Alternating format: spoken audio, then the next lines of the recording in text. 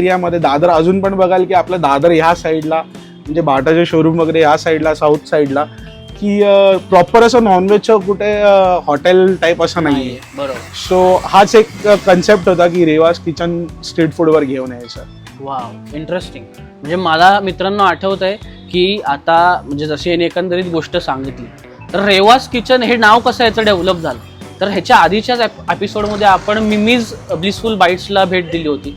तर तुला सांगायला मला आवडेल की मिमीज ब्लिसफुल बाईट्स जे आहे त्या मुलीला नाव हे कशावरून सुचलं की तिचा एक पेट होता ज्याचं नाव मिमी होतं. ओके. तर तो बिचारा ऑफ झाला. तर त्याच्यानंतरला मग तिने तिच्या बिझनेसला मिमीज ब्लिसफुल बाईट्स असं नाव दिलं. राईट. तर मित्रांनो आम्यानी त्याच्या बिझनेसला रेवाज किचन या करता दिलं कारण की त्याच्या स्वप्नात एक मुलगी आली होती जिचं नाव रेवा होता. आणि रेवाचं एस रेवास आता रेवा ह्या मुलीचं नाव होतं एस त्यांनी ऍड केलं कारण की सक्सेसला.